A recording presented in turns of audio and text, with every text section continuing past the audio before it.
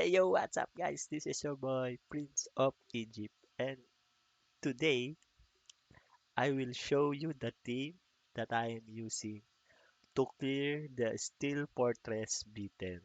So in this dungeon, we need to first read the strategy info so that we can counter the boss on this level. So the Ancient Tormentor grants various beneficial effects on himself by using Steel Will passive. The damage reduction effect of Steel Will passive will be applied according to the number of beneficial effects granted on the Tormentor. So it is recommended to use monsters with a beneficial effect blocking skill. Also, bring a monster with immunity effect to prepare against the Thunderbolt passive that the Tormentor uses on a cycle.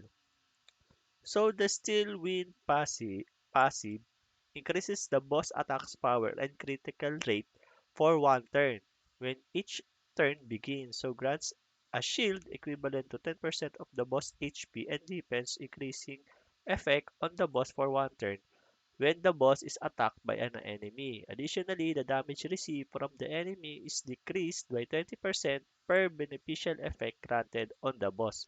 So, with this passive, we now know that to be successful in clearing this dungeon, we must have a monster to block beneficial effects because his passive stacks up all the beneficial effect, and in return you will be dealt by a huge amount of damage. So let's go with the Steel Fortress, but first let's try to look for some monsters that are able to clear this stage easily. So the best monsters or the rank 1 master is Melia, the Dryad, and Lauren, Fran, and so on and so forth. So in this team that we will be using, we will use Lauren, Fran, Verdi Hill, and the blocking beneficial effect monster that we will use is Sync. Since Sync is almost a free-to-play if you did summon him on the summon hinge, but I am surprised that one of our monsters did not pass this uh,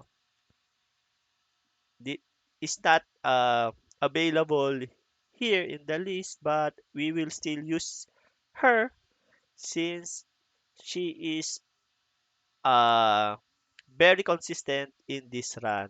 And the team that I am using, guys, is this. So we will use ASTAR, the Fire Magic Knight, which is the sister of Lapis, the Water Magic Knight. And I will show you her skill so that you have an idea why we will use her. So her first skill attacks the enemy target 2 times and attacks all enemies with even more powerful attack on her third skill or third attack. So that's a good attack monster because he almost attacks 3 times. So we can use her.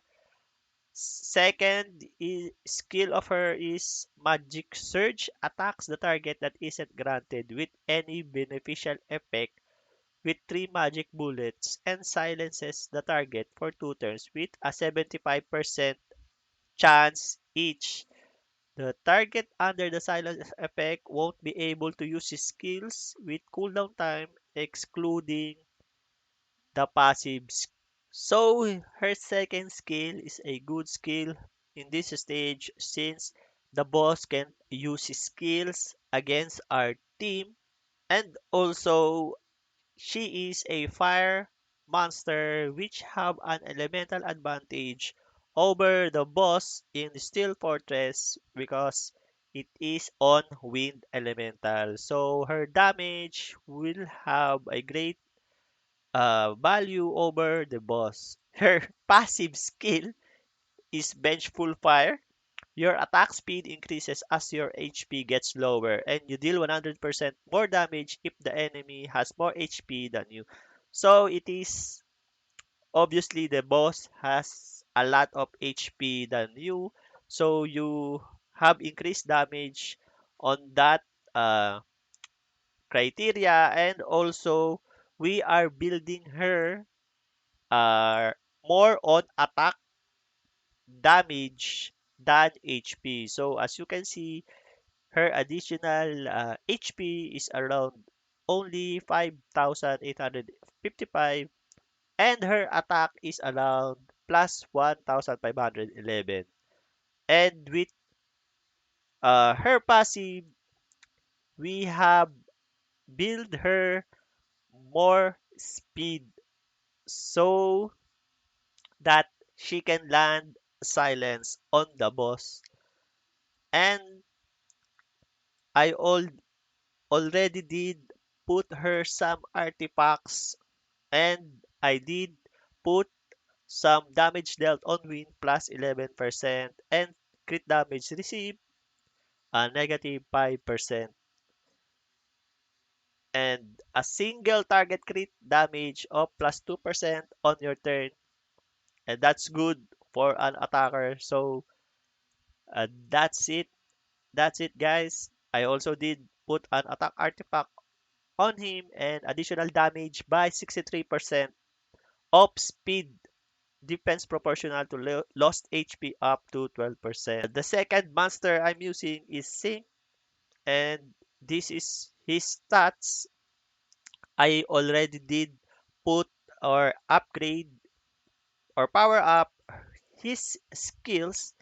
And if you don't know, guys, how to power up the skills of Sync, you can go to Ferum Castle and look on the drop info, and you will see the living armor. You can farm this on this stage and power up his skills so that he will be hurt. You can maximize his skills full potential by maximizing out his skills. So I build him on guard runes because his skills are all dependent on defense. So his first skill, Pulverize, strikes an enemy with a hammer and stuns the target for one turn with a 15% chance. If the target is under defense reduction effects, its attack speed is decreased for 2 turns. The damage increase according to your defense. So Pulverize is around defense stats, and his second skill is Spinning Smash. Spinning Smash swings the target, swings the hammer, attacking all enemies and decreasing their defense for 2 turns. With a 50% chance, the damage increases according to your defense. So his second skill in conjunction with his first skill are very good with defense stats. So his third skill is the most important skill, so you must max it out because Heap of Ashes attacks all enemies 3 times each, dealing damage proportionate to your defense. Each attack has a 50% chance to reduce the target's attack power and block beneficial effects for 2 turns. So you need also accuracy on sync, and I think it is good to have at least 45% accuracy since I did test him or this team in Steel Fortress Dungeon B10, and they didn't fail me as I think some 30 runs before they fail at least one. So I almost got 100% uh, clear uh, success over this stage because of the combination of Sync and Astar, the Fire Magic Knight. So the other 3 monsters are almost basic. Birdie Hill with 123 speed, Fran with 144 speed, and Lauren 112 speed. And their skills are all maxed if you can see. So you can maximize their full potential in every dungeon. So without further ado, let's get inside the dungeon, guys. So let's go.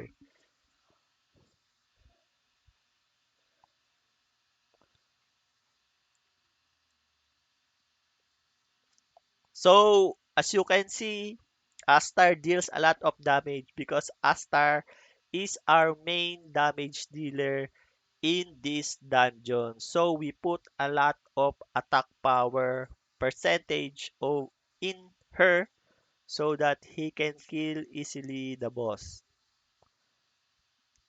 And we have two defense break monsters. It's Lauren and Zinc.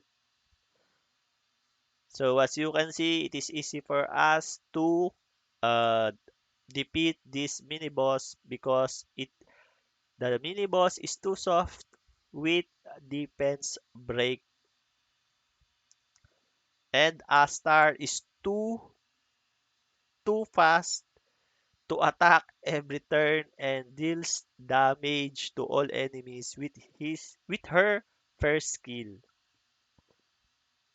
So that's decent, a decent amount of time to clear those waves. Now, as you can see, Astar did silence the boss, and we need Sync to put on the beneficial effect on the boss so that the boss uh, will not cast any beneficial effects on him because of his steel will passive. So we are still waiting for Sync's skill cool time, and that's it. He did put the buff, the blocking beneficial effect. Then this boss will have all the defense break, all the debuffs we need so that we can clear this stage easily. So I think this is already cleared because the boss has nothing to do with this. It's almost a lock state when we land the blocking beneficial effect, and the boss cannot move with this state. So we now look on our time clear, and it is around 2 minutes and 31 seconds. So I think that our clear time is decent, and when you do this 10 times, you will clear it around, I think, 23 to 25 minutes depending on the clears of the other 9 runs. So let's try again if it is truly a good team in clearing the Steel Fortress B10.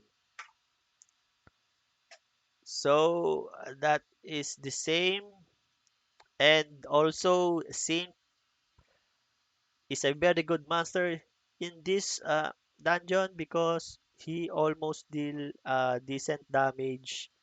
Also the attack power decrease, attack power break, Sync also put a debuff on these monsters.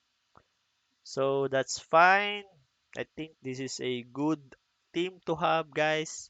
If you have Astar in your monster pool, think you should 6-star her and invest some runes on her so that you can use her in your Steel Fortress run. By the way, guys, I think when you are putting artifacts on your monsters, it is good to farm only legendary runes because the legendary runes you have actually reveal all their stats, or you can see all the stats before you power up them. So you are not re-rolling the substats. That's why I think you need to farm only legendary runes in your monsters and be lucky enough to roll the best stats you want for them, so that it will you will maximize their full potential. And also the artifacts, you can uh interchange them, because it's I think it's already banded on the monster if you put them on a monster. But on RTA, I think you can interchange them. I don't know what's the reasoning behind it, but that's it, guys. I think that's only my opinion. I think you need to only farm legendary runes, so that you will not have to reroll them. But it is on your preference, guys. You may want, or you may need some of the substats in some of the rare or hero artifacts, but it is only my suggestion. So we did land the blocking beneficial effect, and I think this is 100% clear, because the boss will do nothing here, since we did land the blocking beneficial effect, and we will finish this with no no problem. And yes, guys, if you like this video, if you like this kind of content, guys, please do like, share, and subscribe to my channel. I did not have a good team, at least yesterday, because yesterday I tried to mix out some runes, and I did a 6-star ASTAR for this team and put the best runes on her, and that's it. I did make a good team out of her with ZINC, because I do find some of the YouTube videos and I look on some of their builds. They were quite complicated, and also the monsters they were using are not some of the free to play monsters, and it's very hard for us, or for the new players, to use them, because it's very hard to achieve or to pull out in Sabon. So with this team, I think you have to find or to make a star and also sync.